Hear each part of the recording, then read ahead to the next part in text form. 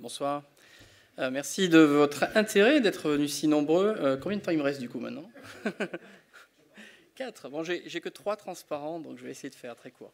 Je vais essayer de vous donner un aperçu de ce qu'on va monter dans ce CAS, donc ce Certificate of Advanced Studies. Donc le titre c'est Biométrie et vie privée. En anglais, ce sera Biometrics and Privacy.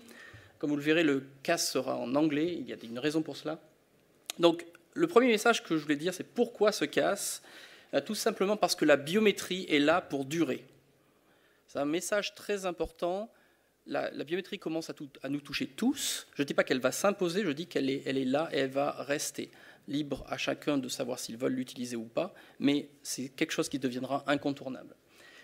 Et ça pour un grand nombre d'applications, pas simplement pour faire de l'authentification sur téléphone mobile, comme vous le savez tous, ou du paiement mobile, comme bientôt on le verra, mais aussi au contrôle de frontières, grâce aux e-gates qu'on trouve dans les grands aéroports, en vidéosurveillance, et aussi comme un outil pour la police scientifique. Donc la biométrie est là pour faciliter l'usage ou augmenter la sécurité, et donc c'est pour ces raisons que la biométrie est là pour durer. Ce qui est très important aussi, c'est que c'est comme Romain l'a introduit au tout début, la biométrie a une composante, comment dire, un peu fait peur. On peut expliquer ça comme ça. Les citoyens sont souvent inquiets par ce genre cette technologie.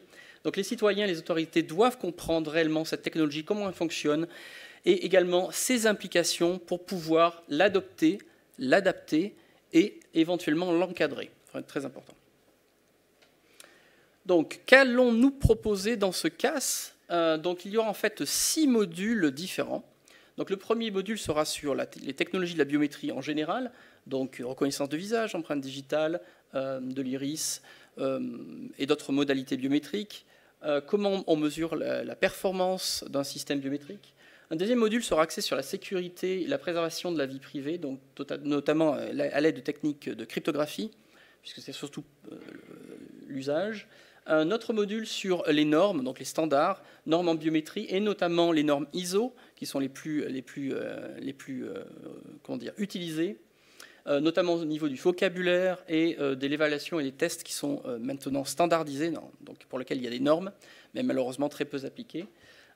Également un module sur la réglementation, sur les réglementations sur la protection des données de la vie privée, notamment quels sont les droits des citoyens, quelles sont les obligations des entreprises, les principes généraux de la loi, et donc sur la protection des données en Europe, et par conséquent les implications que ça a pour la Suisse, parce que même si nous sommes en Suisse, nous travaillons quand même avec des partenaires en Europe, et il y aura des implications, notamment parce que nous devons travailler avec les autres personnes qui sont en Europe. Nous aurons également un module sur les aspects éthiques, culturels et de société concernant l'usage de la biométrie. En effet, suivant les pays, telle ou telle biométrie ne sont pas perçues de la même manière. Ce qui est bien perçu ou utilisable par exemple en Asie n'est pas du tout n'est pas perçu de la même manière en Europe. Donc ce sont des points très intéressants à prendre en compte. Et finalement, nous aurons un module sur les sciences forensiques, donc l'usage de la biométrie comme un outil dans les sciences criminelles. Donc ça sera le dernier module de ce CAS. Pour qui ce CAS?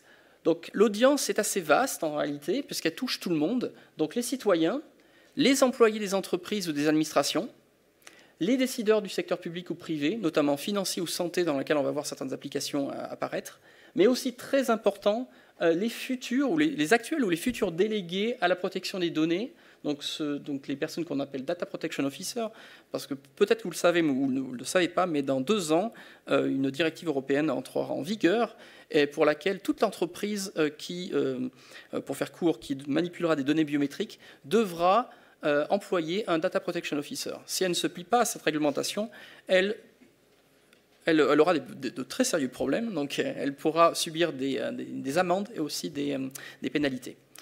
Donc ça va avoir aussi également des implications sur les entreprises suisses qui collectent des données sur les personnes qui sont ailleurs dans l'Europe.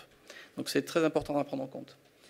Les connaissances qui sont nécessaires pour ce CAS, en fait, il n'y a pas besoin de connaissances très particulières, simplement un diplôme d'études supérieures, université ou équivalent, ou également équivalente à 3 ans de formation ou d'expérience professionnelle, mais bien entendu une maîtrise de l'anglais, puisque tout le CAS se fera en anglais pour une raison essentielle, c'est-à-dire que nous ciblons un marché, on va dire une audience européenne et même mondiale, puisque CAS a vraiment une particularité assez unique en Europe, et nous pensons également au niveau international.